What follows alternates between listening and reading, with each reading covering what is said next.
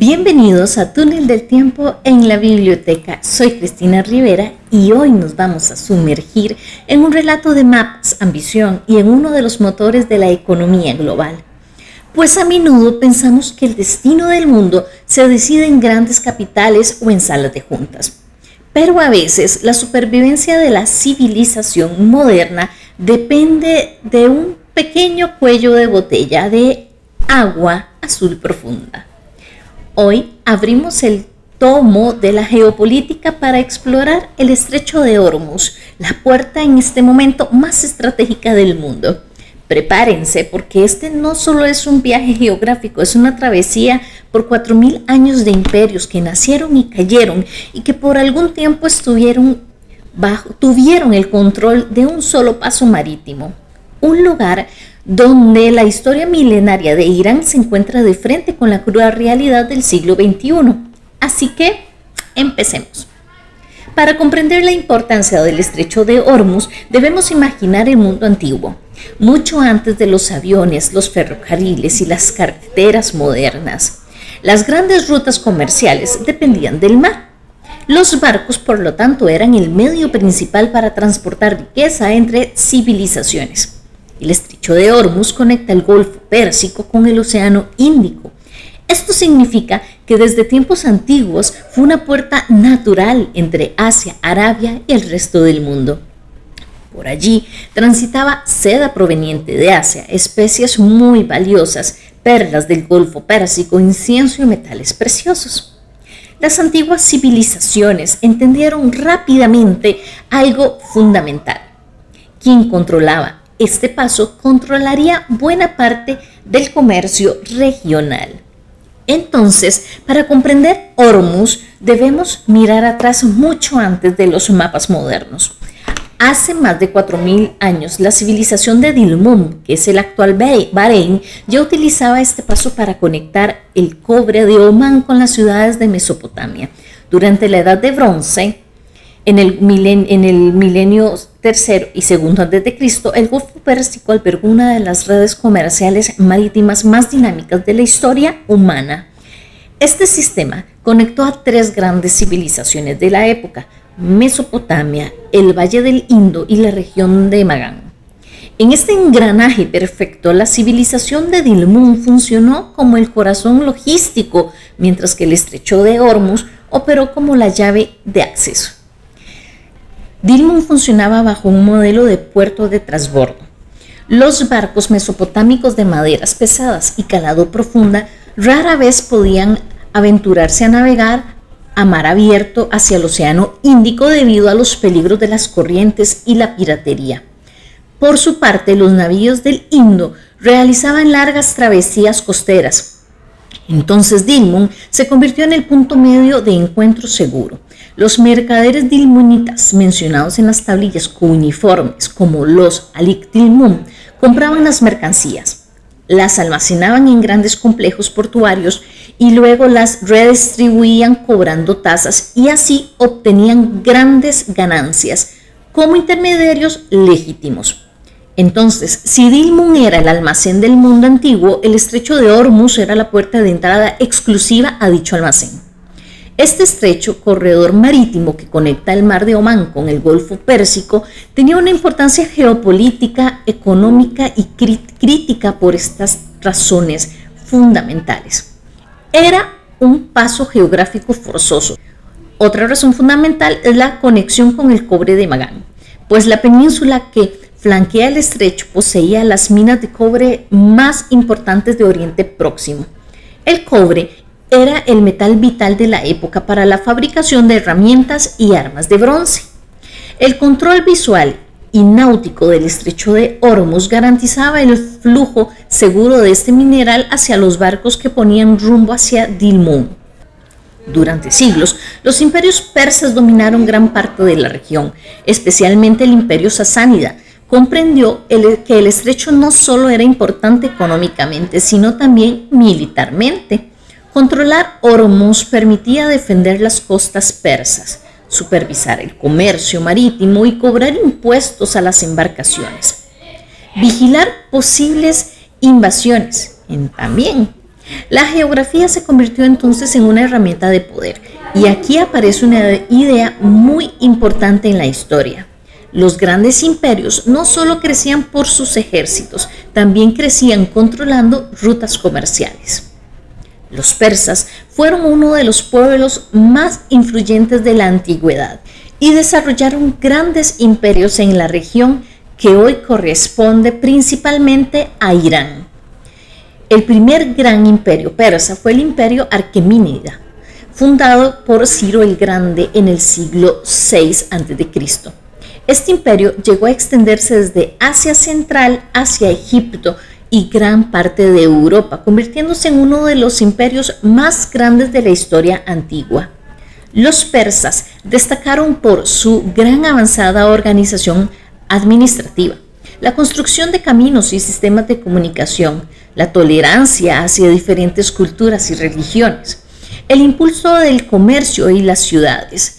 Más adelante surgieron otros imperios persas importantes como el imperio sasánida, que rivalizó con el imperio romano durante siglos.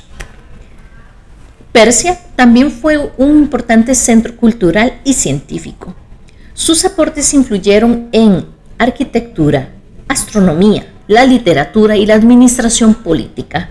Con la llegada del Islam en el siglo VII, Persia cambió políticamente, pero mantuvo una fuerte identidad cultural que sigue presente en la historia, inclusive en la cultura iraní actual. Históricamente, entonces, se podría decir que son los iraníes herederos de la identidad persa. Por lo tanto, entendemos que Irán no se ve a sí mismo como un estado reciente común, sino como una civilización milenaria. Los persas entendieron temprano que la soberanía marítima era tan valiosa como la tierra firme. En el siglo XVI ocurrió un cambio enorme en la historia mundial. Las potencias europeas comenzaron con la expansión marítima, buscando rutas comerciales hacia Asia. En 1515, el explorador portugués Alfonso de Albuquerque conquistó Hormuz para el Imperio portugués. Los portugueses entonces construyeron fortalezas y establecieron un fuerte control militar en la región. ¿Por qué era tan importante? Pues Portugal quería monopolizar el comercio marítimo y dominar el intercambio de productos valiosos entre Europa y Asia. El estrecho de Hormuz se convirtió entonces en un centro comercial internacional, una base militar y un símbolo del poder naval europeo. Por primera vez, el control del mar significaba controlar la economía mundial. En el siglo XVI, el equilibrio cambió. Alfonso de Albuquerque, el estratega portugués, llegó con una visión radical: controlar los puntos de estrangulamiento del mundo. En 1515, entonces, los portugueses capturaron a Hormuz y construyeron el imponente fuerte de Nuestra Señora de Concepción. Sus muros no eran para defender la isla, sino para vigilar y cobrar el cartaz, un salvoconducto que todos los barcos debían pagar si no querían ser hundidos. Fue el primer gran monopolio naval europeo en la región. En 1622, el imperio safávida logró expulsar a los portugueses con la ayuda inglesa.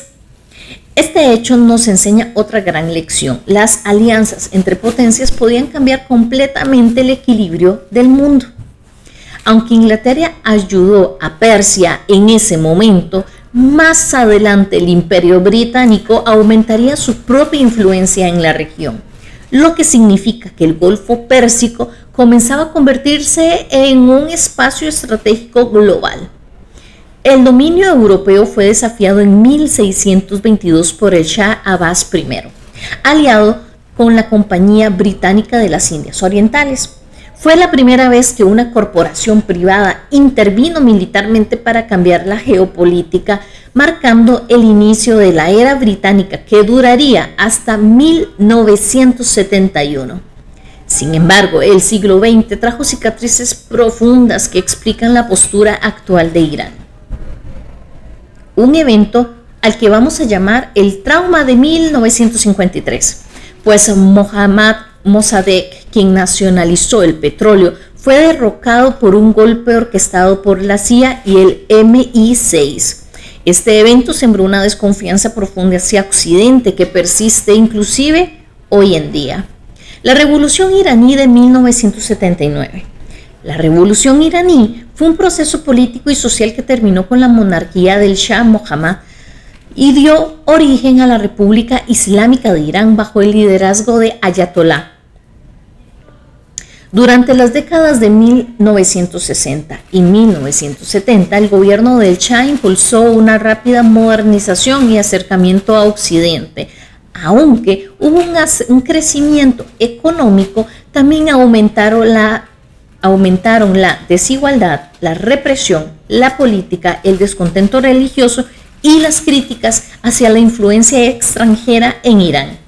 En 1978 comenzaron grandes protestas y huelgas y manifestaciones en distintas ciudades iraníes. La oposición entonces reunió a estudiantes, trabajadores, intelectuales, líderes religiosos. La represión del gobierno provocó más tensión y aumentó el apoyo popular hacia Ayatollah, quien estaba exiliado. En 1979, el Shah abandonó el país y semanas después Ayatollah regresa a Irán recibido por millones de personas. El 11 de febrero de 1979 cayó oficialmente la monarquía y posteriormente se estableció la República Islámica mediante un referéndum nacional. La revolución transformó profundamente a Irán, cambió un sistema político, fortaleció el poder religioso en el gobierno y modificó el equilibrio político en Medio Oriente. Hasta hoy, la revolución de 1979 sigue siendo uno de los acontecimientos más importantes de la historia contemporánea de la región. Con la llegada de la modernidad, apareció un recurso que transformó el mundo: el petróleo.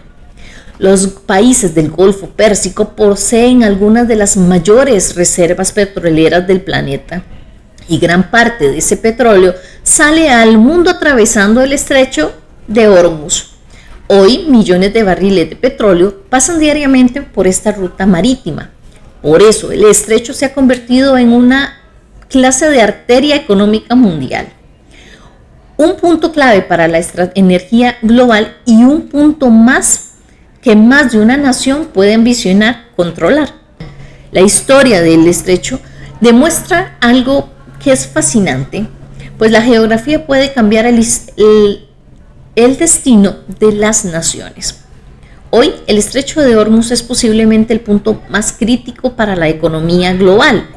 A lo largo de los siglos, el nombre de Hormuz ha pasado de un susurro en los diarios de Marco Polo a ser un titular diario en las noticias. Irán utiliza este estrecho no solo como una vía comercial, sino como una palanca de supervivencia estratégica.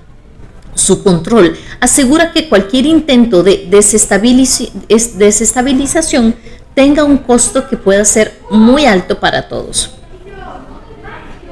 Bien, vimos cómo a lo largo de miles de años el estrecho de Hormuz ha sido una ruta comercial, frontera militar, símbolo de poder y centro de conflictos internacionales. Desde los antiguos persas hasta las potencias modernas, todos comprendieron la misma verdad: quien controla las rutas estratégicas va a influir en el mundo. La historia del estrecho no solo habla de barcos y comercio, habla de ambición, poder, economía y supervivencia. Y nos recuerda que muchos de los conflictos actuales tienen raíces profundas en la historia. El estrecho de Hormuz suele analizarse desde perspectivas centradas en conflictos y en la influencia de grandes potencias. Sin embargo, una visión histórica más neutral permite comprender que su importancia existe desde mucho antes de la política contemporánea. Históricamente, Hormuz no nació como un símbolo de confrontación internacional, sino como un espacio natural de conexión entre pueblos, culturas y economías. Desde la antigüedad, el estrecho funcionó como un corredor marítimo esencial entre Persia, Arabia, India, África y posteriormente Europa. Más que una frontera, fue un punto de intercambio cultural y comercial. Por esta ruta circularon mercancías, conocimientos, idiomas y tradiciones durante siglos. En tiempos actuales, el estrecho suele presentarse únicamente como una zona de conflicto o de tensión geopolítica. Sin embargo, una mirada más amplia nos muestra que millones de personas dependen económicamente de esta ruta. Múltiples países comparten intereses comerciales en ella y su estabilidad beneficia a gran parte del comercio internacional. El estrecho no pertenece únicamente a una narrativa militar o ideológica. También representa cooperación económica, interdependencia regional y continuidad histórica en el comercio marítimo. Su importancia no depende exclusivamente de las potencias modernas, sino de una realidad histórica mucho más antigua. Las civilizaciones han necesitado rutas seguras para comunicarse, comerciar y desarrollarse. Y ese es el mismo principio en nuestra era. Necesitamos rutas globales para la comercialización y, por supuesto, para el desarrollo. Su historia nos enseña que el poder no siempre reside en el territorio más grande, sino en el lugar más estratégico. En fin, muchas gracias por acompañarme en este viaje por túnel del tiempo en la biblioteca. Esperamos que la próxima vez que vean el precio del combustible en las noticias, recuerden que hay un pequeño paso de agua donde la historia del mundo sigue escribiéndose. Soy Cristina Rivera y los espero en el próximo programa de Túnel del Tiempo. Hasta la próxima.